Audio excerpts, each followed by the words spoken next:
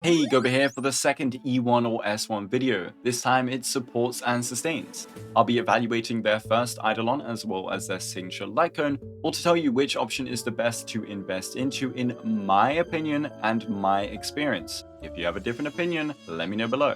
This video is not saying to pull these things, it's just recommending which to pull for if you want to vertically invest into a unit regardless of their strength.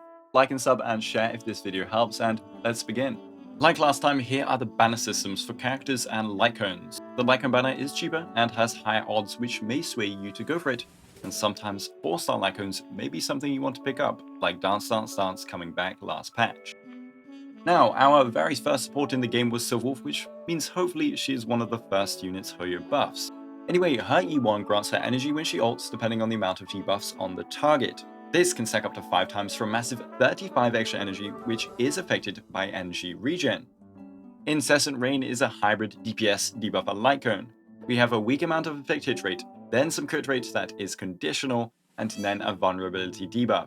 Even all the way back in 1.1, I found this cone underwhelming, so that should kind of sum things up for this part, but let's explain a bit. Tutorial is free and not even gated to starting before the event anymore. You can get it for free in the Herta shop, and in most cases this just beats her signature cone, especially at E0. So if you want to invest more into Sylwolf, I definitely recommend E1 over S1, but honestly I wouldn't even pull for E1. All E1 is doing differently is letting you not use tutorial, or letting you use tutorial and going for 2-turn ults without energy regen, or 1-turn ults with the right setup. It's fun, but not necessary for her debuff uptime, and all I can see it being used for is batterying Acheron a bit faster, but with much more SP needed. My beloved Luocha next, who might see a bit more usage with our HP draining friend Mindemos, or we'll just use Gallagher as always.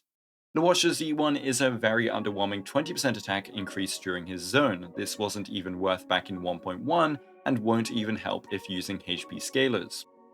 Luocha's S1 is kinda underwhelming too. You get a stat stick for his healing, speed, and exactly enough energy versus one target to hit his optimal rotation. But other cones work for energy, and the speed buff is rarely going to matter unless you plan your whole team around it and ult exactly when you need it. With that being said, I guess you'd want S1 over E1 if you had to choose one, but here again, I'd rather choose neither of them. The reason I say S1 is because of its energy potential. It creates Luocha's best rotation if you want to use him. Yes, Luocha can run plenty of other options, but this would be the comfiest if you need specifically healing. But also, this is the best light cone for Lingshaaaa's energy as she attacks a ton. So if you want to build her as a crit DPS, this cone is for that. But also if you want to spam out ultimates for healing, it's her best for that too. I don't think it's necessary. 1.2 was DPS City, so onto 1.3 with Xuan. She still sustains well in most cases. She has however recently suffered from big AoE attacks on bosses, as well as the increased party size if running Remembrance units. Back in 1.2, this 30% crit damage on a sustain was a blessing from the heavens, but nowadays it is only 30% crit damage for a whole character pool, and only in a dual DPS team would it see much value. Her S1 is a big stat stick for her HP and energy regen. It also gives a completely negligible amount of damage increase, as well as some comfy HP restoration. I did not like S1 back in the day, and I still don't, but that's my take on it. It is very comfy to use, and I see why, because of that HP. But when testing her back in the day, she never needed it, unless versus like Simulated Universe, but that's Simulated Universe. Maybe these days she might need it to keep up with fellow sustains in endgame, I don't know. So here, I'll actually ask you guys to let me know below. Right now, I'll say you can go either depending on what you want from your Fu Xuan, extra damage for your team, or extra comfort. Or you just ignore both. And skipping 1.4 onto 1.5 with Huohuo. Huohuo is seeing more and more love thanks to our high energy units coming out, dual DPS teams thriving, as well as units coming out that can let her skill more often. E1 first extends her talent duration by 1 turn. Now after using skill, she only needs to use skill 3 turns later rather than 2, if you want maximum sustain uptime. If you're going for that maximum sustain uptime, that means she can skill basic basic and have her talent up, compared to E0 where you'd skill basic. It also kind of makes you want that talent always up, as it now gives a 12% speed buff to the whole team. S1 gives energy regen, some emergency healing, and some negligible attack increase. Definitely recommend the E1 over S1 here. She can run quid pro quo for more energy for the team, post up for better energy regen over S1, shared feeling if you can let her skill spam, etc. But a final note, I don't think you even need E1 as you don't always need her talent up as enemies can have downtime, and some teams will let her or even want her to skill more often anyway, making that 3-turn duration irrelevant. The speed is still cool though, so I see E1's uses for higher speed requirement teams. And finally, for version 1.x, we have Ruan Mei, who is still relevant to this day as a comfy support for dual DPS and a top tier support for break. E1 is a very simple 20% def ignore for allies during her ult zone. S1, however, is not so simple. She gets a break effect stat stick, then all allies get damage percent upon her ulting, and then she recovers 1 SP if above 150% break effect, which is easy, and then at the start of each wave, all allies get 10 energy. S1 is overloaded, but wasn't necessary for her to thrive back in 1.6, and still isn't. So here, I'd say E1 over S1. E1 is not that good outside of break teams, but she isn't really running outside of them if you pulled later Harmony units. Break teams, especially at high investment, stack a ton of def ignore or reduction, which makes this actually meaningful.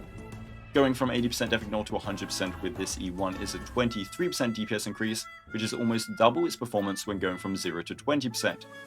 S1 is cool for comfort, but the break effect is unnecessary. It's very easy to build. The damage percent is useless in break teams.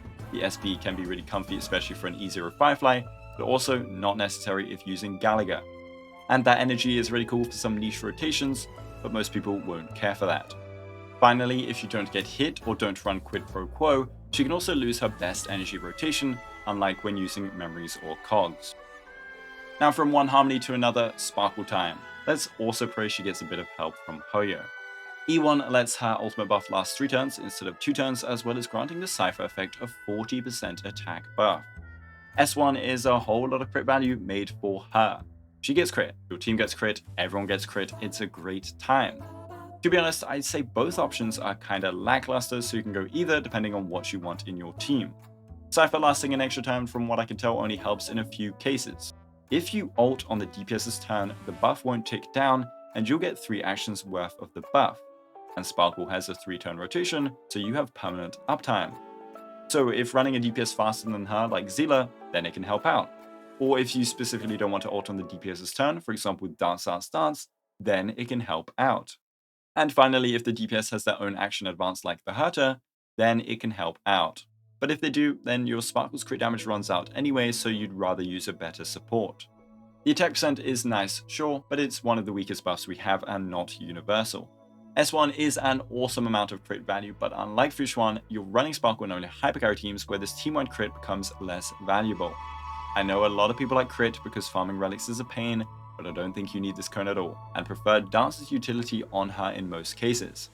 A comfy stat stick for your DPS is still a comfy stat stick, so you can still pull for it. 2.1 was a beautiful patch with Aventurine and Acheron. Aventurine is still a top tier sustain and is only falling off when running him with these newer units that spam out action advance. E1 is a team-wide 20% crit damage as long as your team is shielded, and then when ulting, you now get your shield from your skill. S1 is a very big defense stat stick. It also increases its own crit damage and gives you debuff and team-wide damage amp on follow-ups.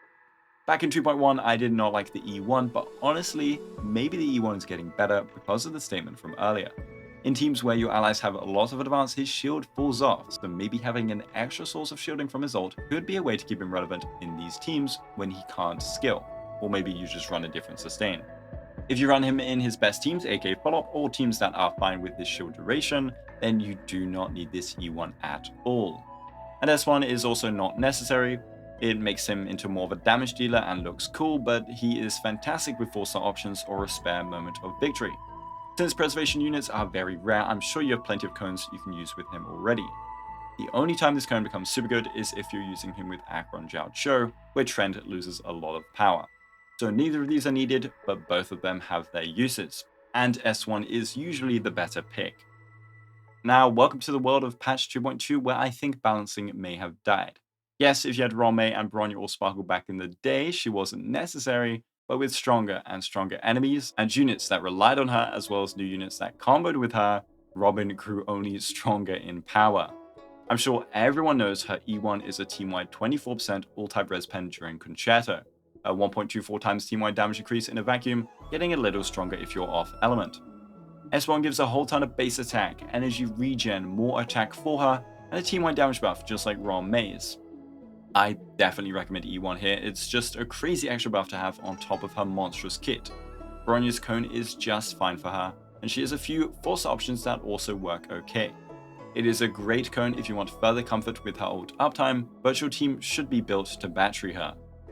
Now, unless you consider Firefly a support for our godly break DPS Lingshaaaaa, it's time to skip to 2.4 with Jiaoqiu. By the way, that was a joke, please do not threaten me. Whilst Jiaoqiu was made for Acheron, he still brings an unparalleled amount of debuff uptime with some pretty potent effects for many teams. So how do we upgrade him? E1 grants a 40% damage buff to allies when attacking enemies with Ashen Roast, aka a permanent 40% team-wide damage buff. It also makes his stacking up to 5 much faster, which helps your first couple of team rotations. S1 is a massive effect hit rate stat stick, and he needs a ton, so that's nice. Then you can apply up to a 24% vulnerability debuff when using basics, skills or ultimates, which will pretty much always be a 24% vulnerability when used on him. Now his E1 is strong and similar in power depending on how much damage percent you already have in the team, and it will also always be up, unlike S1 that needs a refresh, which will be especially hard to do in Pure Fiction. And speaking of Pure Fiction, if using Acheron, you'd rather use solitary healing here anyway. S1 is comfy and cheaper and very strong otherwise, especially outside of Pure Fiction, and I usually recommend S1 because of that. It is also best in slot on Black Swan when looking at overall team damage. So probably S1, but E1 is also great. Lingshaaaaa. E1 gives her weakness break efficiency as well as 20% def reduction on enemies that are weakness broken. Scent alone stays true, is just copying Jiaoqiu's homework but changing it a little. Break effect instead of effect hit rate, and a weaker vulnerability that only works after ulting. For E1 versus S1, I recommend E1 here, especially in break teams, or running her as her own break carry, as S1 is providing a small boost that is kinda saturated already. Efficiency is much better to help your team, and of course we have that lovely def reduction. If running her outside of break as a sustain or as a crit carry for example, you can ignore both of these options. Even in break, you can still ignore both of these upgrades. E0 S0 Lingshaaaaa is just cool like that. 2.6 was a fever dream, but 2.7 brought us 2 new supports, Sunday and Fugue. And coincidentally, they both have 7 letters in their name. Sunday up first with his E1 granting 16% def ignore for 2 turns on the target he skills. Their summon or memo sprite gets a 40% def ignore. S1 gives him energy, it gives his target stacking damage percent, and it gives SP. Here, I'm always going to recommend S1, it's just too comfy and too powerful. E1's def ignore is a 9.36% DPS increase for normal human beings, and a 27.22% DPS increase for summons or memo sprites. If you're running him with a carry that mostly does damage based on their summon or memo sprite, then this is a fantastic damage boost. But he works in every hyper team, and so the E1 is very lackluster most of the time. S1, however, is better damage amp outside of summons or memo sprites, fixes his annoying energy problems, and makes him pretty SP positive. It also properly unlocks the Bronya Sunday combo where Bronya advances him. The supports before him, S1s were luxury upgrades or even completely unnecessary, but Sundays is, in my opinion, the first one you really want to get to make the unit shine, unfortunately. Now Fugue is our last for version 2.x. E1 is a 50% weakness break efficiency buff for the ally target that has Phoxian Prayer, the buff from her skill. S1 is them copying Lingshaaaa's homework that copied Jiaoqiu's homework, and I'm convinced that Fire Limited 5 stars are just vulnerable. I mean, even Firefly has vulnerability. We get a break effect stat stick and 36% break vulnerability from stacking up breaks, and this is niche to her exo toughness effect. It's strong for damage, but not anything spicy. That's why I prefer E1. Toughness thresholds are the key for break DPS. Making sure your damage dealer can break as soon as possible is more important than boosting the damage when they get to it. Not to mention, break efficiency will boost super break damage anyway. It also helps slightly counteract the Phoxian Prayer reduced toughness when attacking off-element enemies, and paired with Ruan Mei, this E1 is a blast. And our final support is the recently released Tribbie, and we know how this is going to go already. E1 deals true damage based on the whole team's attacks. 24% of the total damage on an attack is sent straight to the highest HP enemy. So in overall damage, this is a Robin E1 with a 1.24 times damage increase. However, since a lot of enemies are big bosses with weak little friends, this is a 1.24 times AoE increase, but a monstrous boost in single target power. The more enemies there are, provided you can hit them with your attack, the more power this Eidolon gets.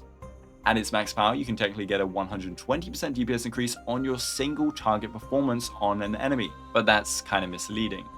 It is worse in practice as enemies die, your damage isn't evenly distributed, and more. But E1 is still stupidly strong and is the best support E1 in the game right now. S1 will give her crit damage, gives her more crit damage with the team, and gives energy. It is comfy, it makes her deal a bunch more damage and gives her a whole extra buff. But you don't need it, and I actually prefer Dance Dance Dance in a bunch of scenarios as she can spam out ultimates out of the wazoo. If you don't have any dance, memories or cogs are fine too, but that would make S1 more enticing. Regardless, I still recommend E1. So as we can see, a lot of things are luxury, a lot of the time not even needed, even in later units. But there are a couple upgrades that can really boost the unit and your teams. Let me know if you would change anything in these. This one was honestly a little trickier as sometimes choosing neither option is the best option. Anyways, like and sub for more content. Thanks to my amazing YouTube members, thanks for watching, and have a Guoba day.